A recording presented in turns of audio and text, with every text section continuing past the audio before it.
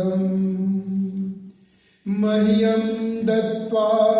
व्रजत ब्रह्मलोकम्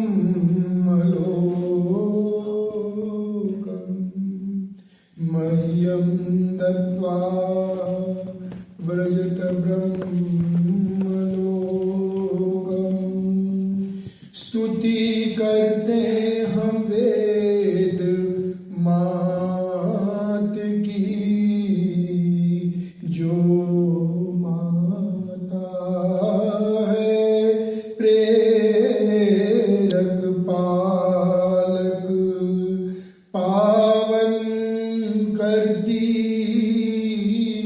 मनुज मात्र को जो माता है प्रेरक पालक आयु बल संतति पशु कीर्ति धन मेधा विद्या का दान सब कुछ देकर हमें दिया है मोक्ष मार्ग का पावन ज्ञान मोक्ष मार्ग का पावन ज्ञान। पुनः सभी को नमन करते हुए आज का जो सत्र है हम लोग मिलकर फास्ट आर्य समाज नहीं वैदिक आर्य समाज आमस्टरडैम जिसको फास्ट कहते हैं और आप सबका बहुत बहुत स्वागत करते हुए मैं समाज को बहुत बहुत मंगल कामनाएं बधाई भी दे रहा हूं कि आप सबको ये सुंदर भवन के लिए भी बहुत बहुत मंगल कामना बधाइयाँ और जितने भी श्रोतागण हमको देख रहे हैं सुन रहे हैं टेक्नोलॉजी के द्वारा या फेसबुक के द्वारा सबको भी वेद माता के जो हम लोग स्तुति किए हैं आपको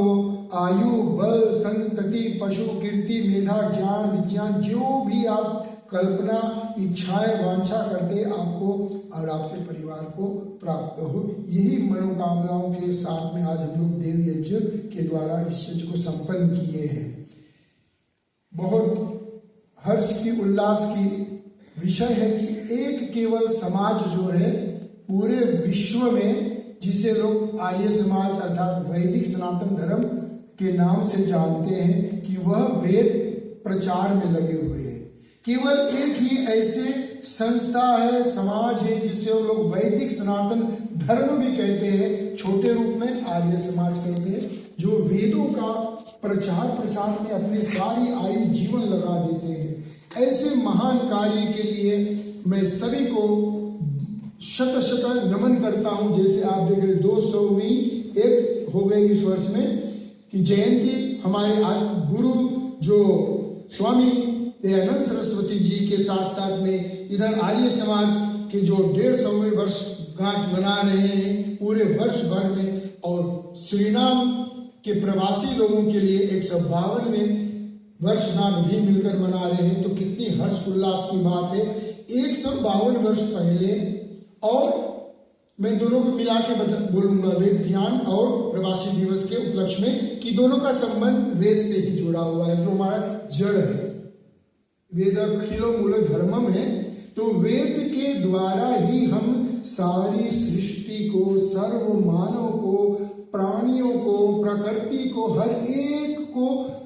देखते हैं उसमें मित्र से चक्षुषा सर्वाणी अर्थात हम एक दूसरे को मित्र के भाव से देखें एक दूसरे से प्रीति पूर्वक मिलकर हम लोग व्यवहार करते हैं। तो जो ये ज्ञान दिया है वेदों का उसको गाते गाते हमारी पूर्ण जीवन चाहे व्याप्त हो जाए लुप्त हो जाए समाप्त हो जाए दोबारा फिर जन्म मिलेगा ये प्रचार करने के लिए। कितने सौभाग्य है कि हम लोग वैदिक धर्म में जन्म लिए वैदिक सनातन धर्म परिवार में जन्म लिए जो मुख्य उद्देश्य है वेदों को प्रचार करते करते अंतिम इस पद में था कि मोक्ष मार्ग का पावन ज्ञान हमें दिया है और वो का मार्ग कैसे प्राप्त होगा? जब हम ऐसे ही भक्ति करते रहेंगे, ऐसे ही यज्ञ श्रेष्ठ कार्यों को करते रहेंगे, अपने जीवन को बदलने का प्रयत्न करेंगे, तो हम मोक्ष की ओर बढ़ेंगे। मैं देख रहा हूँ ये ज्यादातर सभी लोग हिंदी समझते हैं, नीदरलैंड्स वाले मुझे लगता है सब उधर फरखादर कर रहे होंगे, तो हमें लग रहा है कि मेरा समय भी बचेगा, फरताल करने से बहुत बचूंगा। अच्छा, एक भैया जी हैं जो वो उनके लिए मैं संक्षेप में भी कुछ ना कुछ शब्द कहूँगा। तो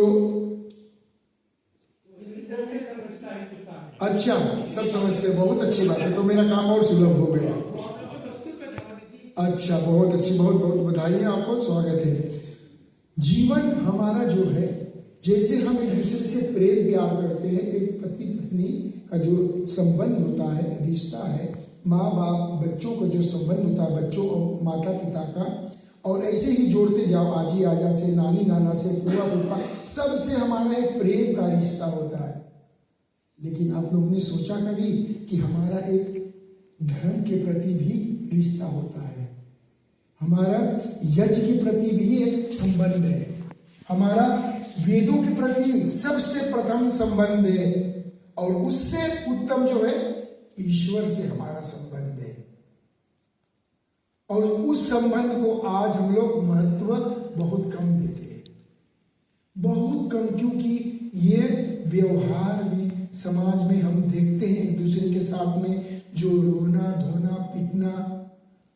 ईर्ष्या द्वेष छल कपट जो बार बार हम लोग यज्ञ में, भजन में, यज्ञ आरती के रूप में गाते, छोड़ दे वे छल कपट को मानसिक बल दीजिए। हमारे वैदिक सनातन धर्मी लोग,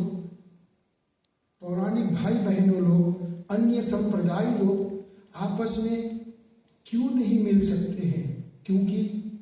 हम लोग ने वेद को पढ़ना पढ़ाना, सुनना सुनाना वो कम कर दिए हैं, ऐसा नहीं कि छोड़ दिया है। मैंने प्रारंभ में बताया कि एक ही संस्था मिलेगा आपको विश्व में, चाहे भारत हो, चाहे अमेरिका, चाहे सुरीनाम में, केवल वेद प्रचार करने का केवल एक संस्था स्वामी जी ने जो निर्माण की करके हमको दिया है, उसमें 10 नियम बताया है, उस नियम को हमको केवल जीवन में उतारने का करने के लिए केवल शेष बचा जो है, और कुछ नहीं कहा स्वामी जी ने कि तुम ये मत करो। जब एक धर्म का रास्ता अपनाओगे, एक नियम को यदि आपने अपने तन मन धन से उतार लिए अपने जीवन में, तो आपका समझिए कल्याण हो गया जन्म लेना। और यदि ऐसा नहीं कर पाया, हम कहते हैं मंत्र को जीवन में उतारो, दोहा को जीवन में उतारो, चौपाई को जीवन में उतारो। अनेक प्रकार के गुरुजन हुए हैं जो धर्म संस्कृति के लिए अपने अपने परिवार को न्यौछावर कर दिया है, अपने अपने छोटे छोटे बच्चों को वीर गति प्राप्त करा दिया है कि उनको अभय था। मंत्र पाठ करते हो, अभयम मित्राद अभयम मित्राद। उन बच्चों ने, उनको ऐसे संस्कार मिले थे 6, 7, 8, 9 वर्ष की आयु में, और कितने भी किशोरी अवस्था में लोग अपने जीवन धर्म के प्रति, धर्म रक्षा के लिए, ऐसे ही हमारे पूर्वज 152 वर्ष पहले भारत यदि चले उस लाला रुख बोर जहाज में, वो कहानी तो मैं नहीं दोहराऊंगा जो आप लोग वर्षों से सुन के आ रहे हैं, लेकिन नई बात प्रयत्न करूंगा आपस में विचार करने को। उन्होंने जब